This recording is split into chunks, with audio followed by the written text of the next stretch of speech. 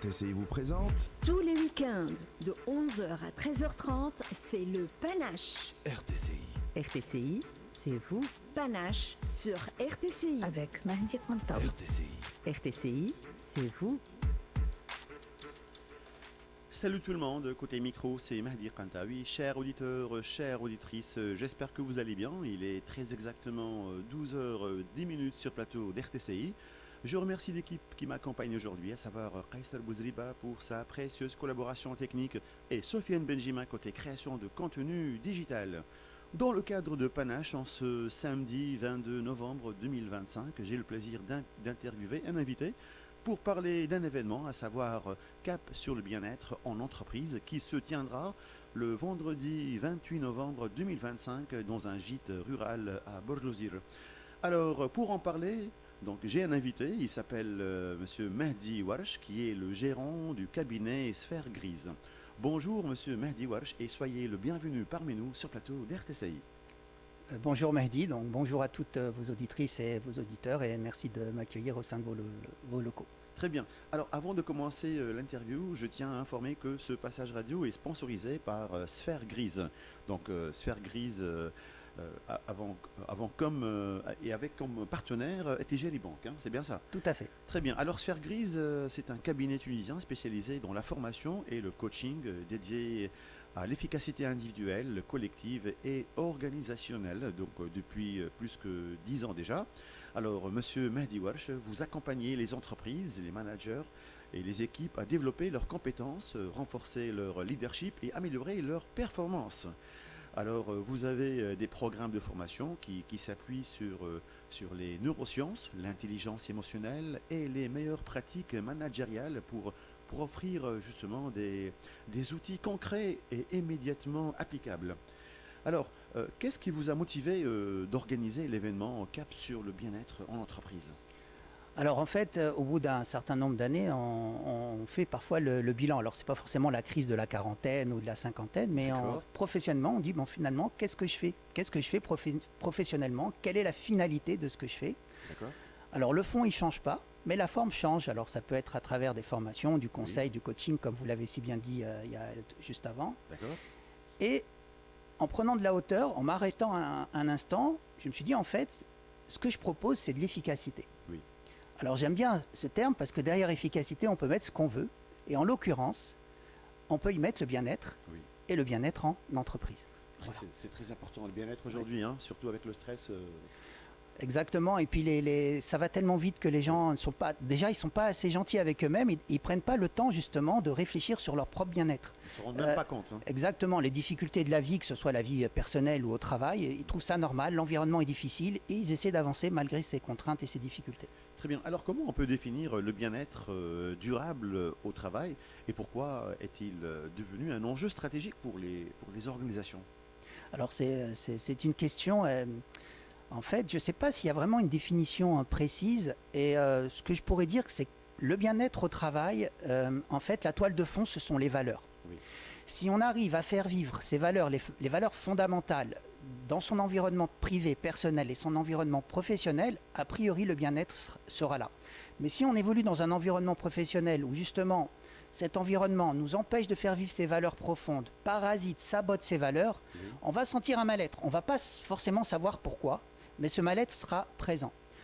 Et en fait, tout le reste, quand on parle de bienveillance, quand on parle de motivation, quand on parle d'énergie, quand on parle d'ambition, en fait, ce ne sont que des résultantes de ces valeurs, en fait. D'accord. Voilà. Très bien. Alors en quoi la qualité de vie au travail peut-elle véritablement améliorer la performance individuelle et collective ? Alors, il y a un petit biais dans ma réponse, parce que comme je suis neuropraticien, je vais ramener ça au cerveau. Oui. En fait, quand on évolue dans un environnement où on se sent bien, le cerveau va être super performant, on va actionner les bons circuits neuronaux, et les circuits neuronaux qui parasitent un petit peu nos décisions, nos actions, en fait, on va les mettre à côté, en fait, on va les endormir, si vous voulez, ou les inhiber, voilà. Oui, parce que ça se passe toujours par la tête. Hein. On connaît encore rien du cerveau, mais déjà ce qu'on est, c'est énorme. Oui, c'est énorme. C'est impressionnant. Oui, il y a tout à faire encore. Absolument. Alors, quel rôle jouent aujourd'hui les dirigeants et chefs d'entreprise dans la transformation des pratiques liées au bien-être ?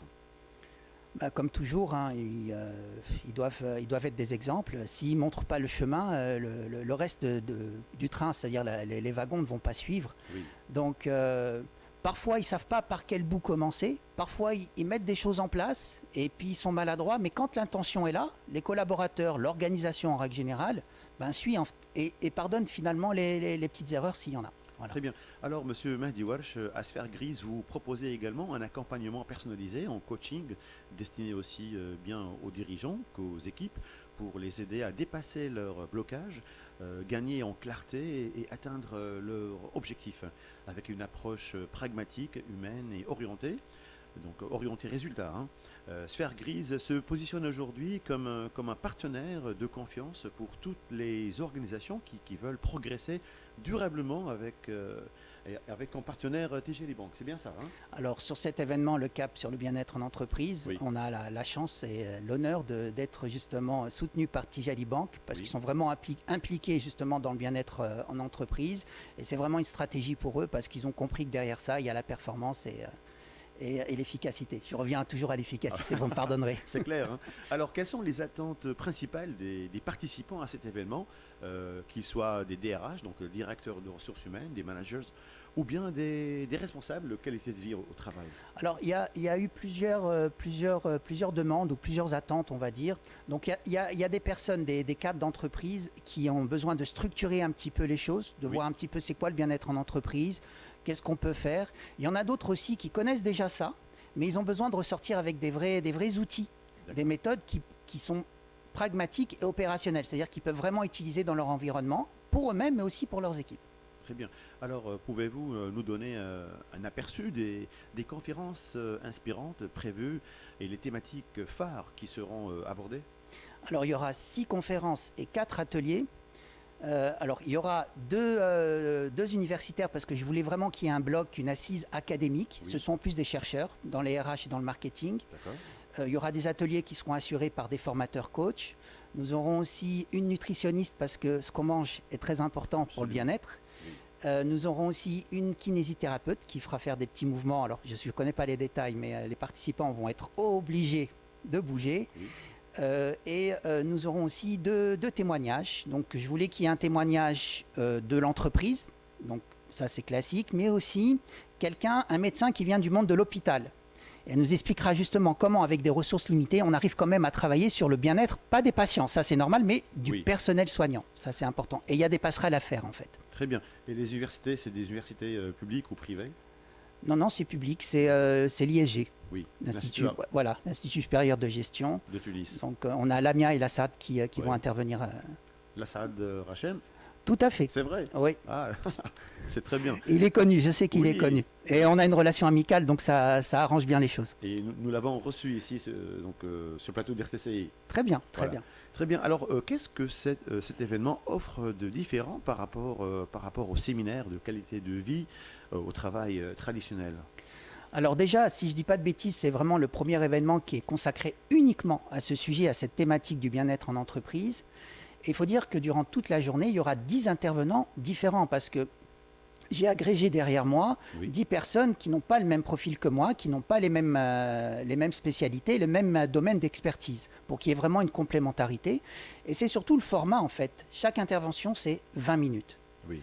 Donc ensuite, bien sûr, on débordera un petit peu pour les questions-réponses, mais vraiment, ils vont voir plusieurs personnes avec plusieurs approches, plusieurs perceptions, plusieurs paradigmes, et ça leur permettra finalement de ressortir avec ce qui les intéresse et ce qui leur est utile réellement. Oui, voilà. le plus. Alors, on accorde certainement aux approches scientifiques et universitaires, dont la promotion du bien-être au travail. Hein.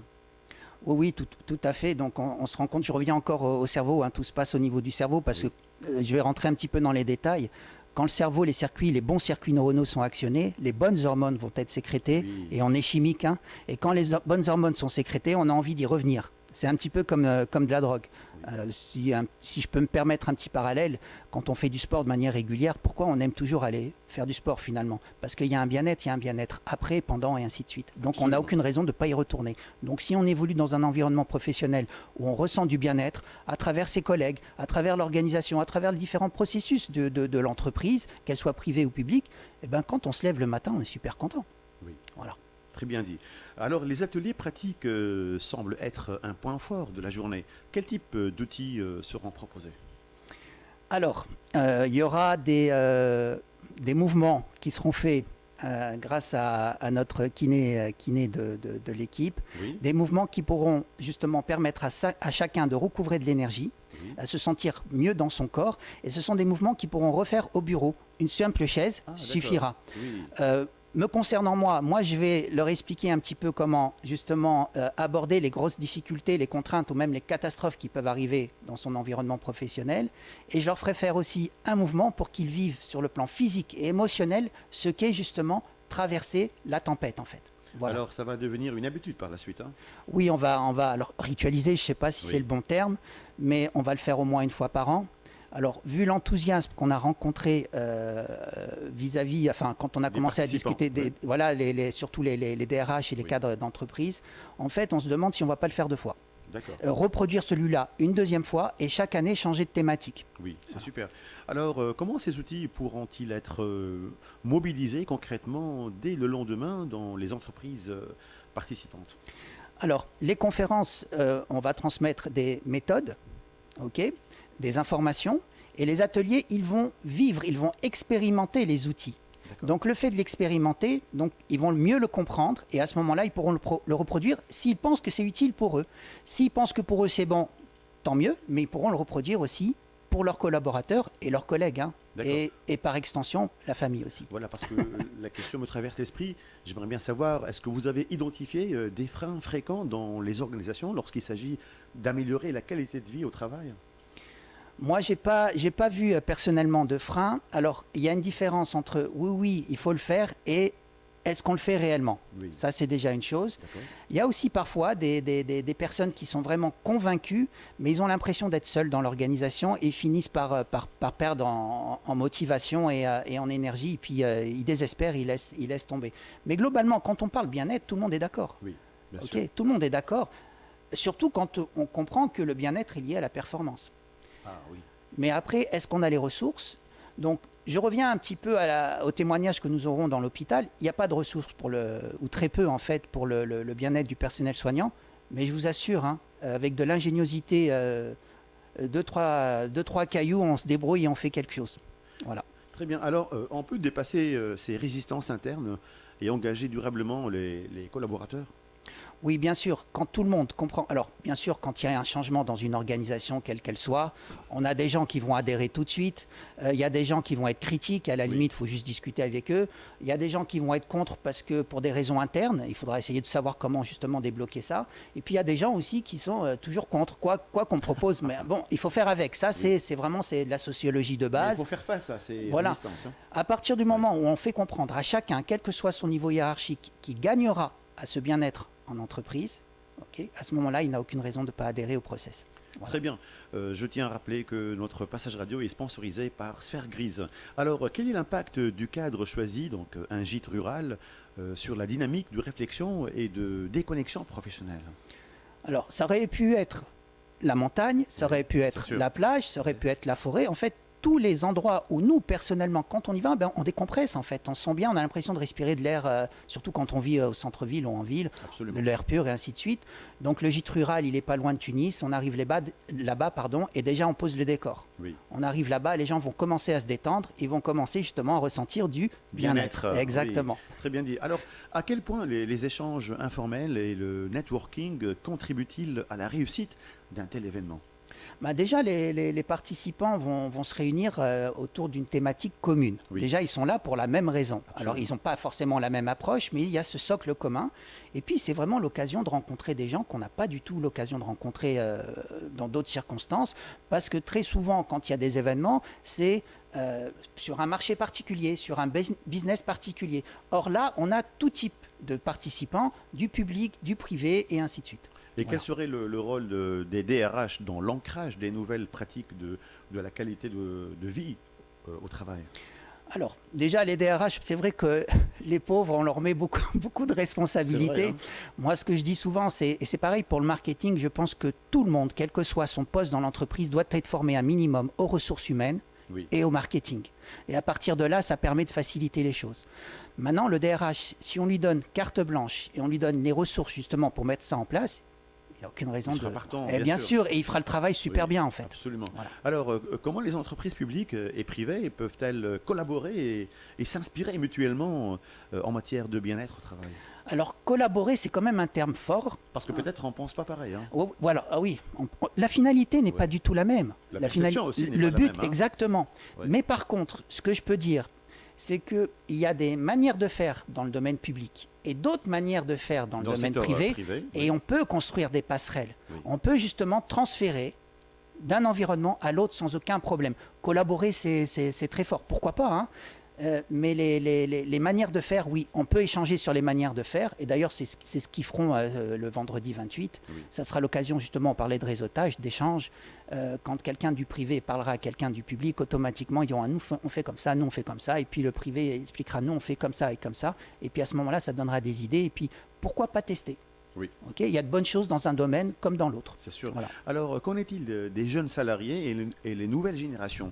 Ont-ils des attentes spécifiques en matière de qualité de vie au travail? Alors les jeunes, c'est tout un monde. Oui. Je ne sais pas si on a vraiment la recette avec les jeunes. Surtout la génération Z. Hein. Bah, quand on a des enfants qui deviennent adultes, Oui. on fait au mieux. On fait au mieux. Il n'y a pas de recette miracle. Oui. Mais c'est vrai que globalement, les jeunes ont besoin d'être reconnus. C'est vrai, ils ont aussi besoin d'un parcours. Ils ont tout à construire dans leur vie, donc il faut qu'ils puissent se projeter. C'est l'avenir en fait. Exactement. Oui. Et ils ont besoin d'une certaine flexibilité et d'une certaine liberté. Et on revient aux fameuses valeurs dont je vous ai parlé au départ. Laquelle? On rappelle? Entre autres, les valeurs, là, Oui. pour les jeunes, ce sera la flexibilité, la liberté, la reconnaissance, ce genre de choses. C'est des valeurs qu'on retrouve aussi chez les anciens, mais il y a d'autres Absolument, valeurs qui viennent oui. se greffer. Donc, à partir de là, quand on a un jeune, et puis, bien sûr, ça, c'est la règle pour tout le monde, c'est écouter. Hein. Ah oui. Écoutez, moi, je suis manager. J'ai un jeune qui vient de rentrer, qui vient d'avoir aucune expérience, qui vient d'avoir son diplôme. Je l'écoute. Il faut l'écouter. Je l'écoute pour le comprendre, tout Oui. simplement. Et à partir de ce moment-là, si l'intention est là, le bien-être en Oui. entreprise, on trouvera toujours les bonnes manières de faire. Très bien. Alors, quels résultats concrets les organisations peuvent-elles espérer après avoir participé à une journée comme celle-ci? Alors, en termes d'organisation, une fluidité. Oui. Parce qu'un manager, et les résultats arrivent assez rapidement, hein, un manager qui a l'intention d'investir sur le bien-être, qui donne l'exemple, qui met réellement des choses en place, Oui. en fait, il pourra se consacrer, il se consacrera plus aux petits problèmes quotidiens. Il va se consacrer à autre chose. La stratégie prendra de la hauteur par rapport à ses responsabilités Ah, d'accord. et sa fonction. Et en fait, quand un collaborateur va faire appel à lui, Oui. c'est que vraiment, il y a eu un problème qu'il n'a pas pu régler tout seul. Voilà. C'est-à-dire que son équipe n'aura pas forcément besoin de lui comme d'habitude au quotidien, Oui. puisque tout le monde sera épanoui. Je reviens au cerveau, le cerveau fonctionnera de manière optimale, et donc quand il y aura des soucis, ils trouveront des solutions. Ils reviendront vers leur patron, je dirais, leur N+1, quand vraiment ils n'auront pas pu trouver les solutions adéquates. Voilà. J'aime bien, hein, parce que l'optimisation, elle est très importante, surtout Oui. avec le cerveau. Alors, comment le cabinet Sphère Grise, et pourquoi il s'appelle Sphère Grise, hein, ça rappelle la matière grise? Oui, alors c'était pas voulu parce que le cabinet, je l'ai créé fin 2008. Oui. J'étais pas encore dans les neurosciences à l'époque. Ok, on parle même pas de neurosciences à l'époque. Oui. Et pour moi, Sphère Grise, parce que je considérais que dans l'organisation, l'entreprise dans laquelle je travaillais, que j'avais une mission, j'utilisais la matière grise que je rencontrais dans cette sphère, dans cet environnement, justement pour créer quelque chose d'autre. Ah, Voilà. Et après, quand j'ai évolué dans les neurosciences, Oui. que je suis devenu neuropraticien, parce que ça m'intéresse depuis quand même pas mal d'années, mais à un moment, il fallait structurer. Donc j'ai passé un super diplôme et tout ce qu'il faut. En fait, Sphère Grise, eh ben, ça collait parfaitement. C'est extraordinaire, hein, sincèrement. Je l'avoue. Alors, comment le cabinet Sphère Grise accompagne-t-il les entreprises sur la durée, au-delà de ce type d'événement? Alors, il y a l'émission de conseils à travers des diagnostics. Sphère Grise travaille aussi pas mal à travers des bailleurs de fonds. Donc, quand on a devant nous une mission avec un client qui a besoin d'aller d'un point A à un point B, à ce moment-là, on met en place l'équipe qu'il faut avec les différentes spécialités. Oui. Il y a tout ce qui est formation, management, développement personnel, PNL, ce genre de choses. Et puis, il y a aussi le coaching individuel et collectif. C'est très important, les équipes. Et il y a aussi comment mettre en place la ritualisation de certaines choses. Il y a aussi les conférences. Voilà. À titre personnel, je suis auteur aussi, donc ça peut Auteur. intéresser. Voilà. Je suis venu il y a quelques années parler de mon d'accord. livre sur RTCI. Ah, très voilà. bien. C'est pas Voilà. votre premier passage alors? Non, sur RTCI, c'est mon deuxième ou troisième. Oui, tout à D'accord. fait. Ouais, ouais. Très bien. Alors, quel message final souhaitez-vous adresser aux dirigeants encore hésitants à investir dans la qualité de vie au travail? Alors, en une phrase, investissez dans le bien-être de vos équipes, de votre organisation et ça Dans vous le laisse- capital humain. dans le capital humain, oui, le fameux capital humain. Assurez-vous que tout le monde est heureux de travailler dans votre organisation et ça vous libérera du temps et de l'énergie. Et le temps, c'est la ressource la plus rare. Vous savez, moi, j'ai étudié au campus et j'avais un prof de marketing dans moi l'amphi. aussi. Ah, voilà, Almanar là-bas. Oui, bien sûr. Et j'avais un prof de marketing, c'est une anecdote que je raconte souvent. Alors, c'est le marketing et puis il y avait tout l'amphi. D'accord. Et il nous dit, vous connaissez la ressource la plus rare sur Terre? Alors tout le monde y va, oui, le pétrole, l'or, l'eau, tout ce que vous voulez. Il nous regarde et il nous dit, avec un petit rictus, il nous dit, ah non, c'est le temps. Parce qu'en fait, quel que soit l'endroit Oui. dans le monde, on a tous 24 heures. Mais ce qui fait la différence, c'est comment on va utiliser ces 24 heures. Bien Voilà. vu et bien, très bien Voilà. dit. Très bien. Alors, un message positif pour finir en beauté. Ben, soyez gentil avec vous-même. Oui. Faites attention à votre bien-être, en premier. Et puis regardez le bien-être dans votre environnement, qu'il soit familial, amical ou professionnel. Et ça vous permettra justement d'envoyer des bonnes ondes, des ondes positives qui vont nourrir tout le monde. Et puis comme on a un temps déterminé sur Terre, ça vous permettra de laisser de belles traces sur cette planète. Voilà. C'est beau et c'est. Petit très moment bien dit. philosophique. Ah oui, c'est super, j'apprécie vraiment. Merci. Alors, je tiens à rappeler que ce passage radio est sponsorisé par Sphère Grise et avec comme partenaire Etijari Bank. Très bien, donc l'interview touche à sa fin. Merci Monsieur Mehdi Warsh. Je vous rappelle que mon invité était Monsieur Mehdi Warsh, qui est le gérant du cabinet Sphère Grise. Monsieur Mehdi Warsh, merci pour ce bel échange par rapport à l'événement Cap sur le bien-être en entreprise qui se tiendra le vendredi 28 novembre 2025 dans un gîte rural à Bojlozir. Je remercie l'équipe qui m'accompagne aujourd'hui, à savoir Kaysar Bouzriba pour sa précieuse collaboration technique et Sofiane Benjima côté réalisation web et côté micro. C'était là Mehdi Kantaoui. Chers auditeurs, on reprend avec la musique dans le cadre de Panache. On écoute une chanson et je vous retrouve juste après. Allez, à tout de suite.